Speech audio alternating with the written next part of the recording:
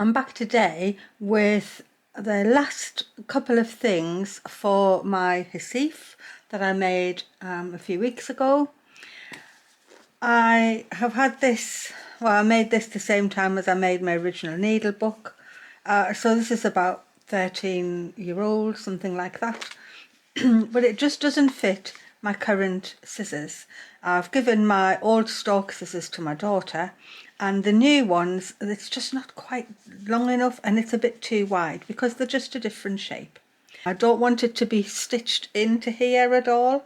I want it to be able to come out and be worn just the same, so I'll be reusing this chain, but I need it to be also fixed into my Hussif. And I'm using this particular fabric that was given to me. Somebody, Indigo, dyed it, and I haven't had a project for it, and so I thought it actually would make a really nice needle case.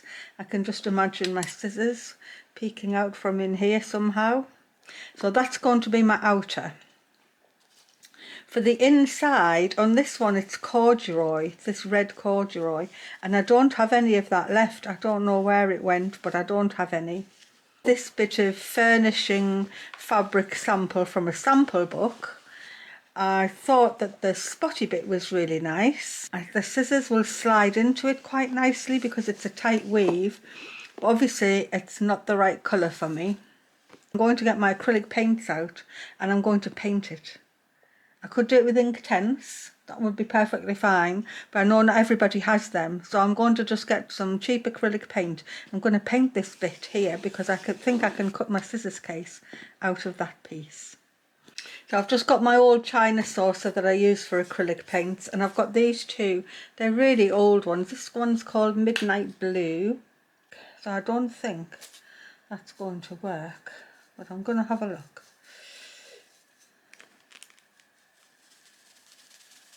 Actually, not too bad. That would have worked if I'd had it. I've got greaseproof paper to protect my work mat. I'm going to just try this next one. This is purple. Thought purple would go because the pages in my Hussif are purple. Put some water in, see what it makes. It's quite a bright purple. Bit more water. Oh, it's a bit too bright for me, that.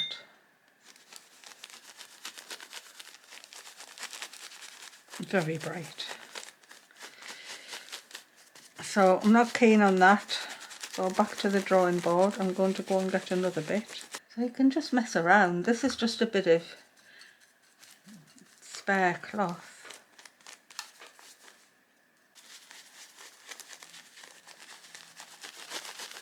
Oh, that might be all right actually.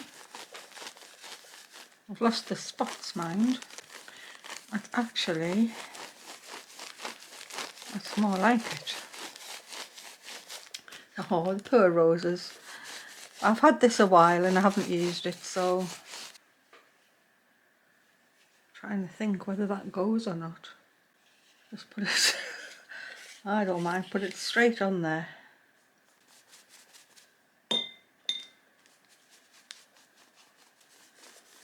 Remember, the only bit that can be seen is the bit that sticks up. None of the rest can be seen at all. Maybe that's it. Oh, I think I might have done it. I never thought I would have liked the brown to be on there. I think it's mixed in with all the pink and the purple I've put on. I'll wash my brush. Clean it on my paint rag. These are the rags that I use for all sorts when they get really dirty. This one's got a long way to go yet. But what I'm going to do is I'm just going to wipe that. I don't want all that paint on my saucer. So I'm just going to mop it up. And then that's the beginning. That's a definite beginning for a new bonny paint cloth. I'd rather it was on the cloth than just went dry on the saucer. It didn't take long to dry the material. It's more like a canvas now. So I think that's worked really well. So the first thing I need to do is get myself a pattern. And I'm going to draw around my scissors. So I would like the pattern to be up at the back, like that, and then come right down to a point. Just want a little bit of space, but not much at the bottom, and then back up. Get that out of the way. I'm just going to fold it in half to make sure I've got a symmetrical pattern, and I can trim. Actually, it's not too bad at all. I can trim to make sure that it is symmetrical. And so now I've got a pattern for the back, and I'll just amend this pattern to make the front like that. I think that they're not sticking out enough there, so I think I need that to go further down. I think that looks quite nice. The scissors will fit in like that. I want to make this a bit backwards from what you would maybe normally do. Is normally you'd make the outside, then you'd make the lining and put them together. But because I want this to be perfectly snugly fit, I'm going to make the lining first. And then once the lining is fitting the scissors, I'll put the outer bit on top of it. Okay, and sewing them together, right sides together, which actually will be the way that it goes. Right, now to check, are they going to fit in there nicely? Yes, they fit in perfectly well.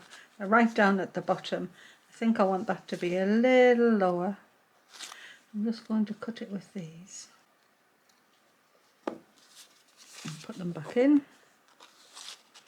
So now the outer. I feel that the best way would be to decide where I want the scissors case to be on the pattern, and then do my embroidery first and then cut it out. Something like that. I want to mark around, giving myself about 1/4 inch of seam allowance. I think I want a little bit of padding. Don't want to waste this material because it was kindly given to me in a fabric swap. And I've never done any indigo dyeing. I'd quite like to. I think I just haven't been involved in what other people do, and so a lot of things have bypassed me by while I just did my own thing. But now sometimes I realise I just don't know about stuff. So I've got this bit of funny coloured wool felt, and I'm going to use that as the padding. So to do it, I'm just going to lie my piece of the front on there, and I think at first what I like is these sort of lines on here, so I'm going to do that first. It's going to come up inside where I know I'll be turning in. I'm going to just do, well, first off some running stitch. I'm going to just enhance the pattern that's already there. So this is a soft single twist cotton. I've actually got a long needle with a really sharp point, before I forget that I've not told you that.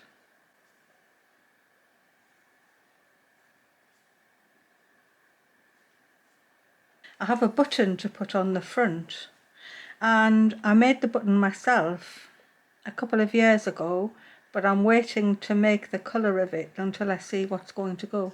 So a few years ago I made myself a blue dress, and I couldn't find any buttons that I liked, and so I made my own buttons from a stick out of the garden.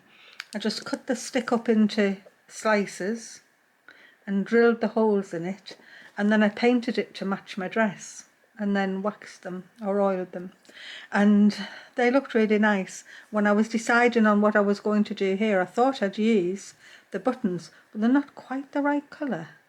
But I have got one with no colour on, so I'm thinking that I'm going to use that there, and I can paint the colour of whatever I think, but I don't want to paint it yet. I want to wait till the end. And it was a good project because it only took me a couple of hours altogether to saw them, drill them, paint them, wax them. but they made such a difference to the dress because they were, I painted them the exact colour of the material. Blue and white, such a classic for colours, isn't it? It always looks good. I did think of putting a similar flower on the front of this as I did on my pinwheel, but I'm not bothered, it doesn't have to match. I'm quite happy as long as they look like they belong in the actual thing, then that's fine.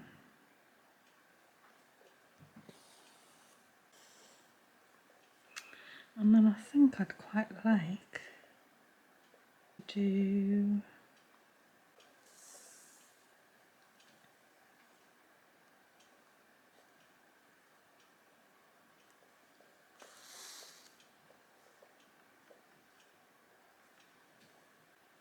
just going to do a set of fly stitches. I was about to do feather and then I just decided it wasn't quite right. I'm not even going to try and make these the same length or nothing. It's going to be a bit free. Sort of thinking of seabirds flying. Maybe that's what's made me think of it.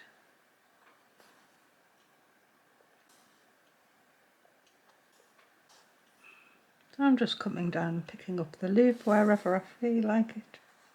Hooking down and giving it a little stroke. Might do the odd French knot. Or might not be too much. Oh, I think I will. Just a one wrap. And back down.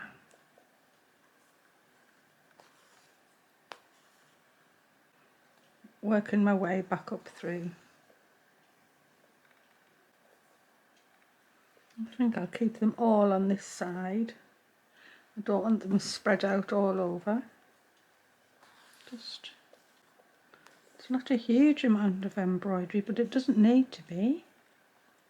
I don't want to take anything away from the beautiful marks of the cloth.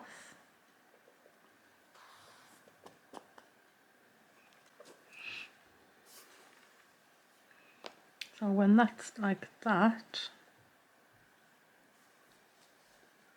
my button is going to come onto here.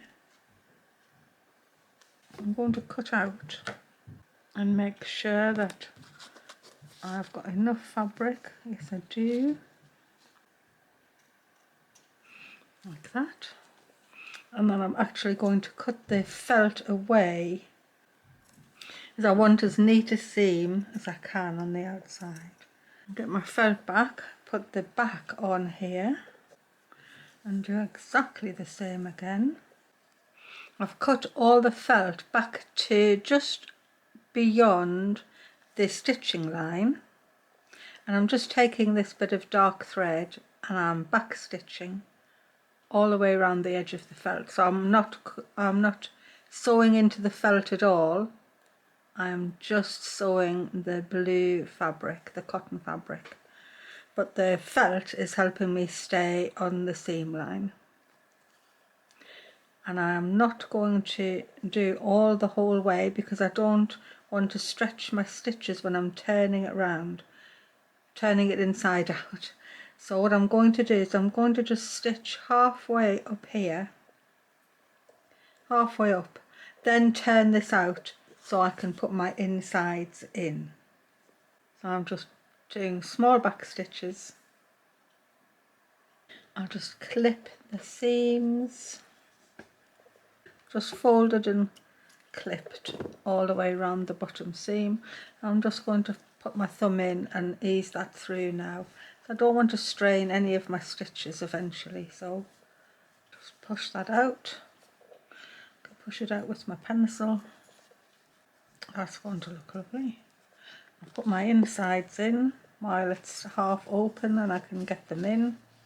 Definitely would be harder to put this in if it was fully done. But that looks as if it's going to be perfectly great. So I'm just going to ladder stitch this opening closed and then carry on round the top. I'll fold in a little bit on the lining and then fold the front down to meet it, and I'll continue ladder stitching along.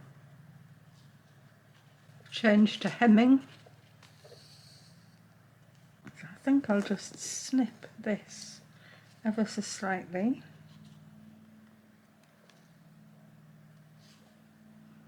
Just 1/8 of an inch, just to make it fold under smoothly as I can. And I'm going to fold it all the way and finger press it around. But I still want to see the blue around the edge. I'll push that in. And again I'm on to slip stitching. Smooth the fabric with my needle.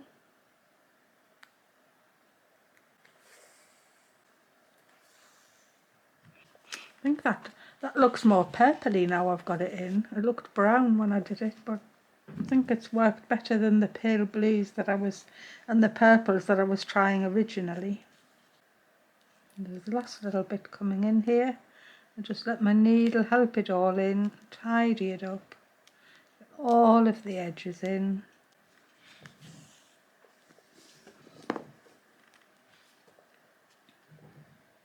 I'm going to sew my chain on. It's just off one of those hanger things that people put on their glasses. That's where it was from originally. You could just as easily put a ribbon on, but because I have this, I'm going to use it. So I'm going to just overcast through onto this edge, which is where it'll hang nicest from. I'll go for 4 or 5, and I'll come up ready to do embroidery. I'm going to do a running stitch along and another 6 overcast stitches. I'm going to come back through here with my needle and do whipped running stitch. You know how I like a whipped stitch.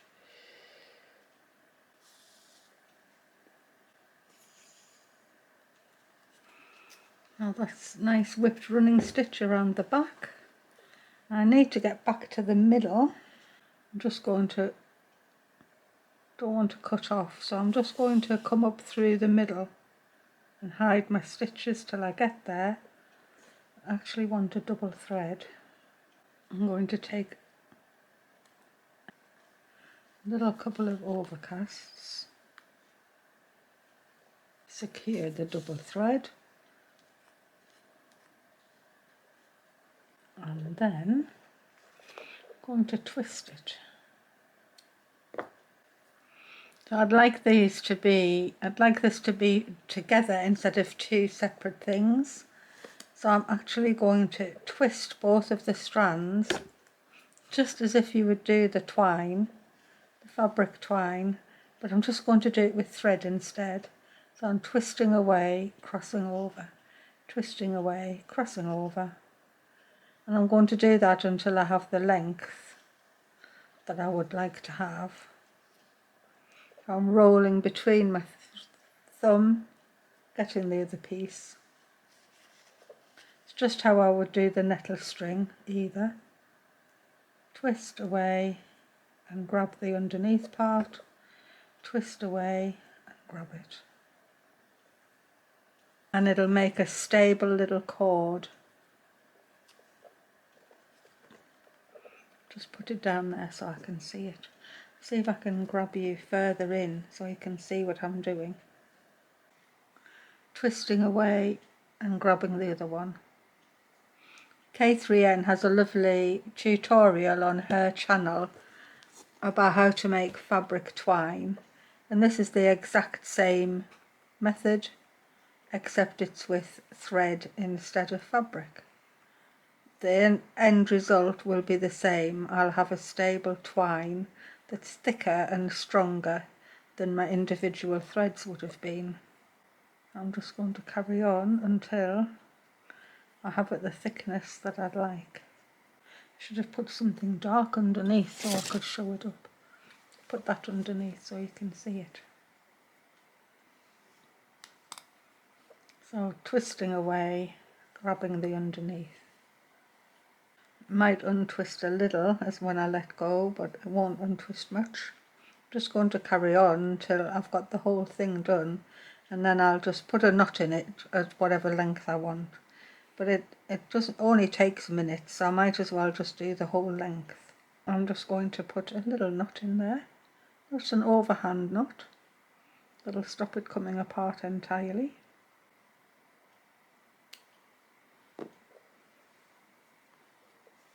So now I've got a way of keeping the scissors from falling out.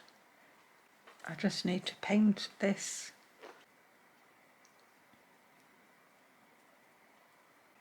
I think that'll work well. Just going to dab some on the bark on the outside. Not too bothered about full coverage. This will dry literally in minutes because I'm not using any water. The paint's quite thick. I've gone and got the tiniest bit of white. I'm just going to dab it on and mix it in. The button's dry and I've just got a bit of roughish sandpaper. I'm just going to sand it back because I don't want it to look too set like that. I'm just going to rub it back until I can see the wood again. And if the paint comes off, it comes off in the places it comes off. I'll rub the sides too. Oh, I should have put a thing down, shouldn't I? I've got sawdust on my workbench now. Well, I don't have any wax, but I found a bit of oil that I use to treat leather with, and I'm just rubbing it in until it's well in, and then I'm going to buff it up and it'll protect the paint, and it's just darkened that wood a little bit. And then I'll just use my paint rag to buff it up. And it won't make a mark on anything.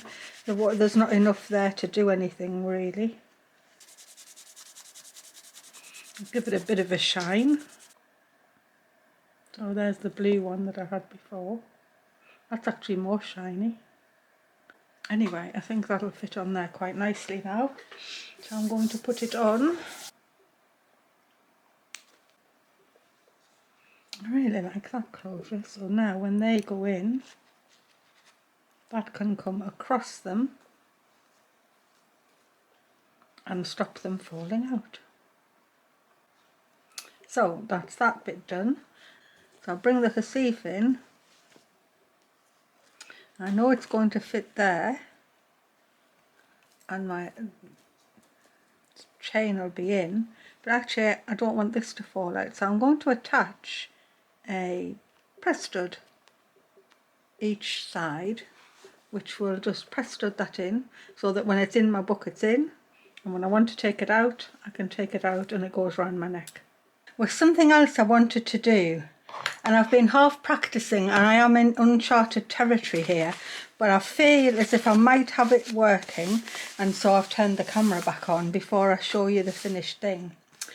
What I was missing when I was away with Naomi was somewhere to put my threads, because when I'm here I have my lovely thread jar, but when I was away I was collecting them on the side of the sofa. And so I felt that what I needed was a little thread collector. So there's such a thing as a Chinese thread box, and they're usually made of paper. And I've had a look at a couple of tutorials. This was one of them, which I've made in paper, and it would just collapse down like that and stick in the pocket. And then when you're ready to stitch, you just open it up and you've got a little box there. You put your threads in and it'll close down and stick away until you're ready to empty it to wherever. So I quite like that, and I thought, well, I don't want a paper one, I want a fabric one. So this next tutorial uses an oblong of paper, and it has all these different folds in it, and it makes something a bit smaller than that but a bit more pleasing in the opening and closing. So I thought I'd make it out of the same fabric as the scissor keeper. I need to make the fabric stiff. Oh, I'll iron on some interlining. Obviously that won't work because I don't want the white interlining on the back. And while I was looking for something else, I found this old bottle of high-tack fabric stiffener. I thought, well, I've got nothing to lose. I've cut out a piece of the fabric and I actually just used my big brush and a bit of water. I didn't use it neat. I've gone and hair dried it, and it has changed the colour a little bit, but you can see how soft that is, and you can see that's now got a little bit of body to it. So I am going to try on camera to do it. And so this is my pattern. I'm going to draw around my piece, you know, in the hopes that it's going to work. So this piece of paper is 23 centimeters long, which is 9 inches. 9 inches, oh no, 9 inches and a 16th long. And it is 3.5 inches absolutely across, and on centimeters it is 9 centimeters across. So that's my pattern, and I'm going to get my iron because I want to iron the creases in the hopes that I have it right. These are the lovely scissors I got at the show. They are an absolute marvel. I love them. That is the same size as that. Okay, I'm going to set my iron up here. So the first thing I need to do is fold this in half and iron it across. So now the stiffened fabric's going to take the creases really well, I hope. And then it's 1, 2, 3, 4, 5, it's 5 sections. Now there was a precise way of getting them, but I'm just going to take the measurements off my paper pattern because that's going to be the easiest for me. So there's the first one. So the next part of the pattern, with the fold at the top, like that, every part of it has to come down like that, and that needs all ironing in. So I've got my fold at the top. I'll fold my first triangle down and I'll iron it. This works, that'll be cool. So then the next triangle, so this one has to go down to there, like that. Iron again, and then the last one I'll just do by pulling it up. I'll show you on the paper and the fabric at the same time. I'm going to fold that square in and press it. And fold my thing down again, like that. And then I'm going to pull it up and then curve this round, and then this square is going to fit down that little pocket, like that, and make a square thing. So I shall do that with this. So I've got my square, my triangle, ironed down, it's folded in half, the crease is at the bottom, and then I'm just going to curve that round, and I'm going to put that inside there. And so now there's 2 layers here, 2 layers here, there's more here because of the overlap, and 2 layers there. And what's supposed to happen is that I can hold that in. I'm going to try and hold it under the camera to do it. And you push everything inwards and collapse the bottom down, and it should it should actually spiral in.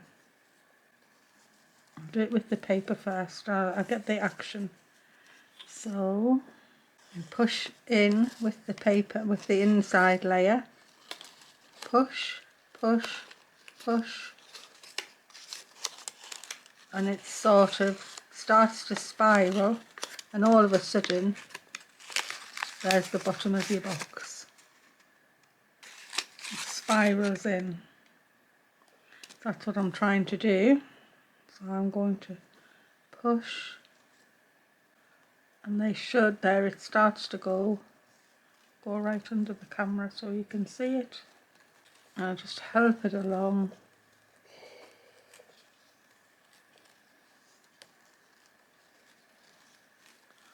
And it's going to go. I think it's gone. I'd quite like to be able to press that. Oh, I will be able to in a minute.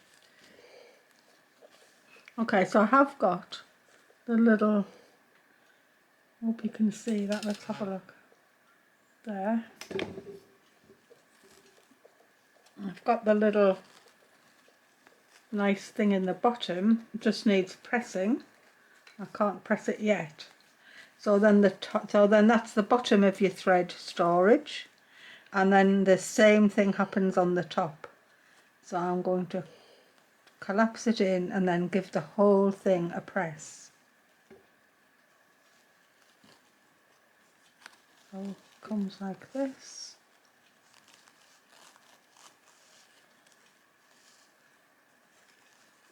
Collapse it, collapse it.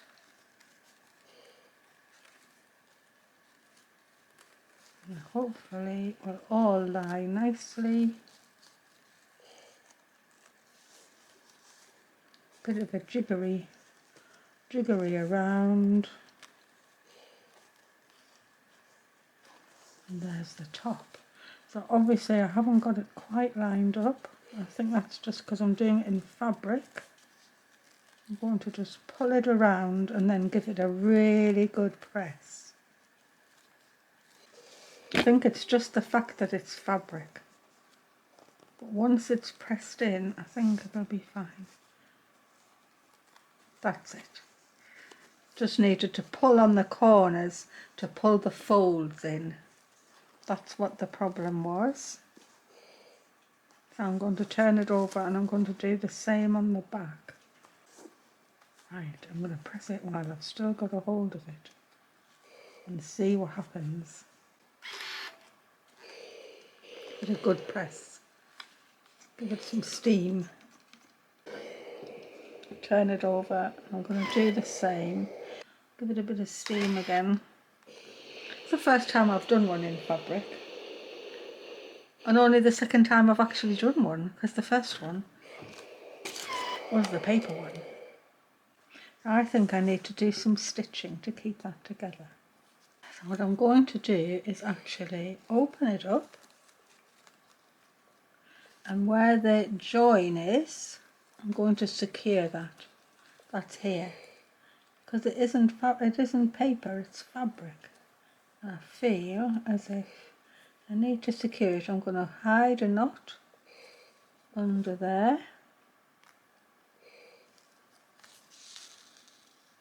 And I'm just going to do some running stitch around it, which hopefully will look nice and also make it not viable to slip apart. I think if it was paper, then it would just stay where it was. So I'm never going to take it apart from its little thread box thing. So I think I'm quite happy to stitch the closure up. The fabric won't slip. And actually the stiffness of the fabric is working really well. Blanket stitch around the top.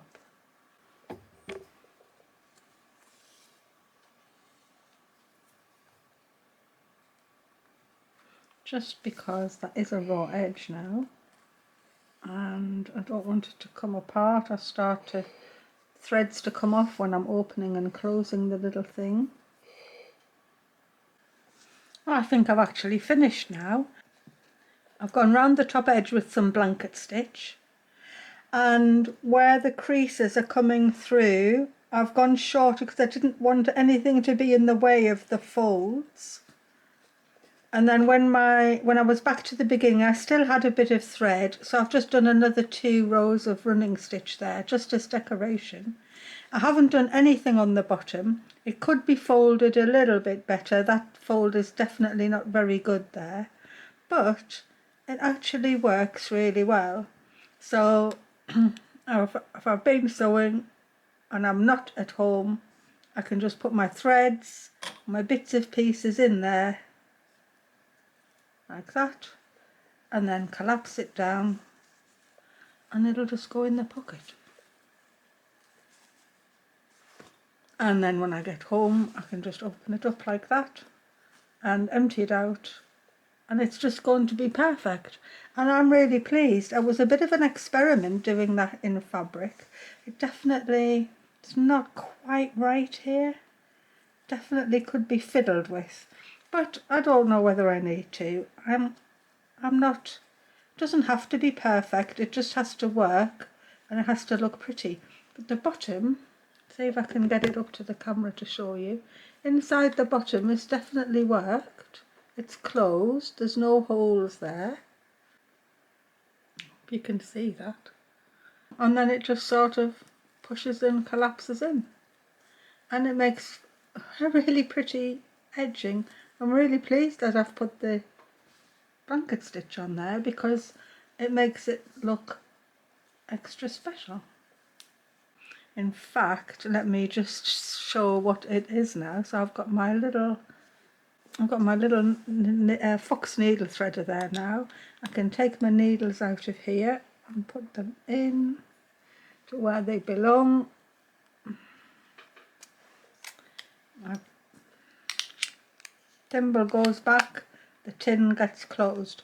Now I can either move the tin to a different pocket or I can keep it there.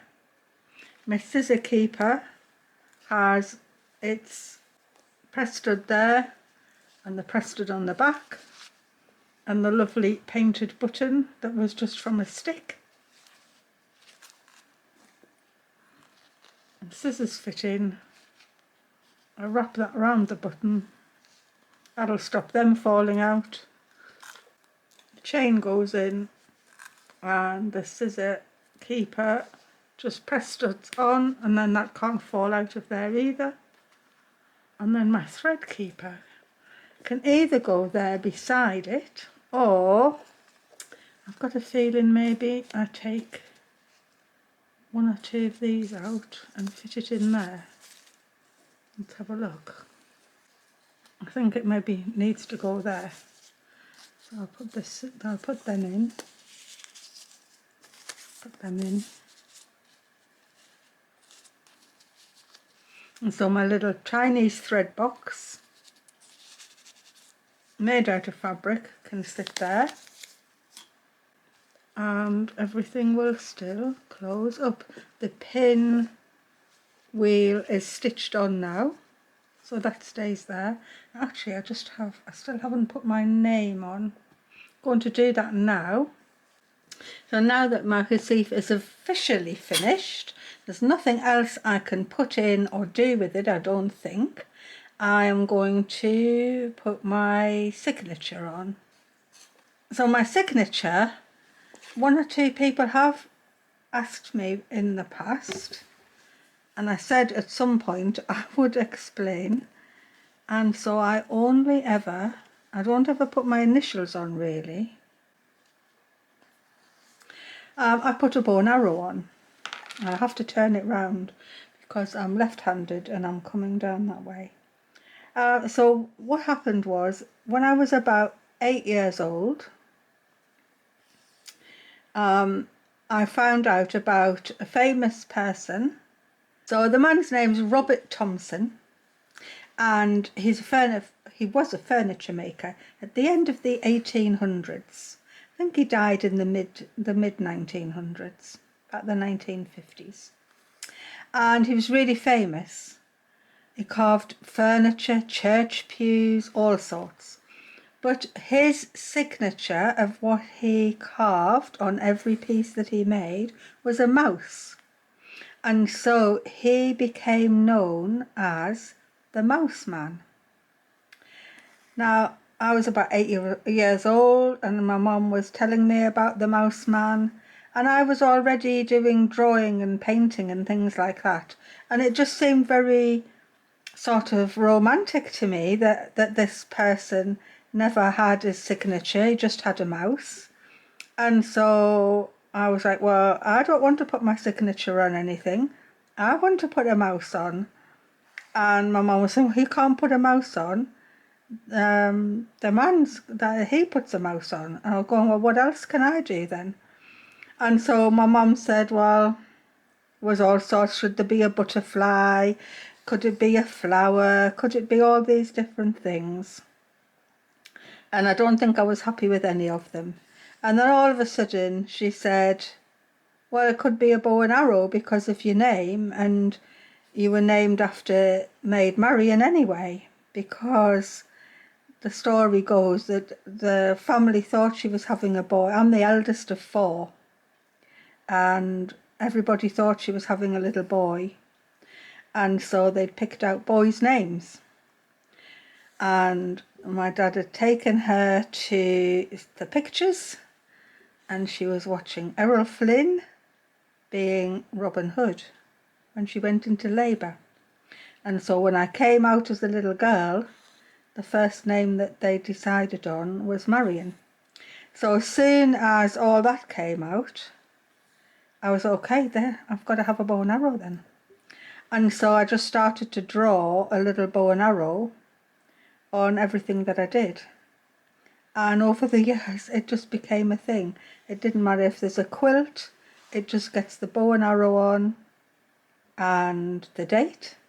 My paintings or my drawings, they just get the bow and arrow on and the date. And that's it's been all those years. So that's what the bow and arrow signifies. It just signifies that I was named after Maid Marion, and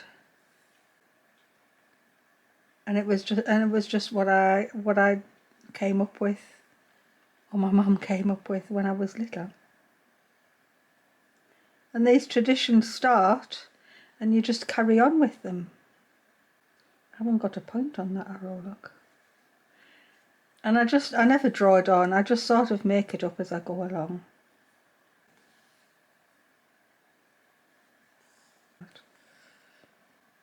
There. It's a bit of a rubbish bow and arrow today, but it doesn't matter. Okay. Put the point back on, and then I usually just put a little apostrophe and the year. So I can officially put 24, because that's when I finished it. And then all of a sudden it'll be finished. I think that says that's officially complete. And it all just goes together in a very satisfying way with my little stick. Like that. Actually, I'll leave you today's tutorials really. This is a keeper, so I should take that out. There we go. On the scissor keeper. Well, you can see my scissors case here. I'm really pleased with it. This is how it hangs around my neck when I'm sewing usually. And then it's just so easy to get the scissors out, use them, and then they just go back in there, and they're not falling, they're not on the edge of the settee or anything like that when I'm stitching on my knee on an evening. And it's always worked fine. I've been doing it like this for years and years, and I just needed something different to go in my new Hussif, and so I'm really pleased with the way it came out. And my little handmade button, from a stick in the garden. That looks lovely on there, and the little twist of thread that stops the scissors falling out when it's back in the Hussif, and it's got the pressed stud on the back, so this won't fall out. So all in all, I'm really pleased with that. It was a lovely little bit of indigo dyed fabric that someone gave me. So if you don't have a chain, you can always thrift a necklace and take a chain off a necklace, or just use a ribbon or use a fabric twist. Whichever is nice for you to hold around your neck, that's what you should use. And the experiment of the little Chinese thread book, although it's not perfect by any manner of means, it works, and it just pulls open, and I'll be able to put my little bits and pieces of threads and fabric in when I'm not working near my thread jar, especially if I'm out and about, like when I was in Paris last week with Naomi. There were threads all over the blooming place because I had nowhere to put them, and so that's what made me think that that's what my Hussif needed. And the little bit of stitching's just gone round there really nice, and you can see now that it's been pressed properly, and it's got that stiffener. It's still fabricy, but it's holding some body to it, and so it just sort of collapses down so nicely, and it's going to just work perfect, I'm sure. So I don't know what'll be next, but definitely, oh, I do think, actually I've got so much in my head. There's so many projects. I want to finish my bed wall hanging. I've got some fabric beads to make. I've got an idea for something stitched with the driftwood and the bark. The ideas are just coming thick and fast. I just don't have enough hours in the day. Plus I'm still on with my knitting. Plus I brought fabric back from France, which I can show you. It's a lovely silk shirt. Got that in a second-hand shop where everything was €3. So I think that makes this silk shirt about £2.60 or something like that. And it's a beautiful colour, and the minute I saw it, I knew what I wanted to do with it. So that is just being harvested for the fabric. It might take over the next thing because I'm eager to do something with it. So that was a good buy. So another different second-hand shop, I found a linen tablecloth. It doesn't fit my table, but it's not for the table. It's either going to make clothes or it'll go to make some, I don't know, embroidery or something. But that's a beautiful linen tablecloth. It doesn't even have a mark. And then there was this as well. I haven't tried it on my table yet, but it's marked. I think if it looks nice on the table, I might dye it, or I might not, or I might just have it marked. And if it doesn't fit on the table, I'll be doing other things with it. I might make a table centre out of the square middle. And the thought was that I could cut the round frill off and sew that to the bottom of a dress as a petticoat frill. So that was the idea. I think that's it. I think I'm done. I think I've finished my scissors, I've finished my thread book, finished everything else.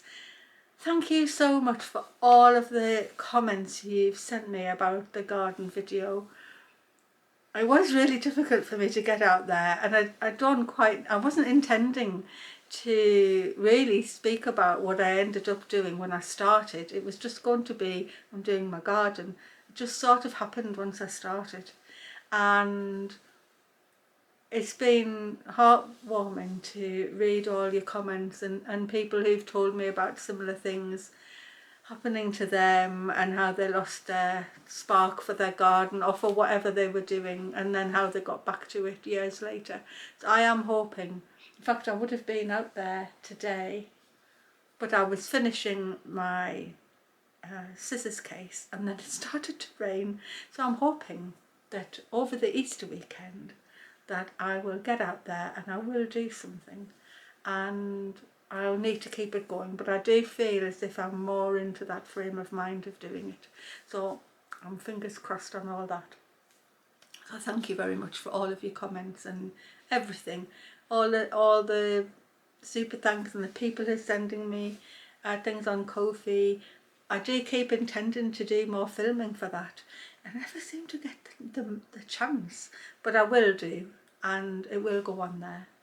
And the people who are buying the bags, I've been sending some off since I've come back from Paris, and it was so lovely to see Naomi and spend time with her and her partner Javi.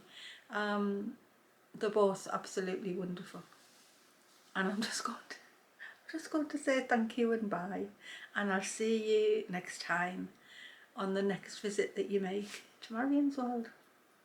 Bye everyone, and thank you so much.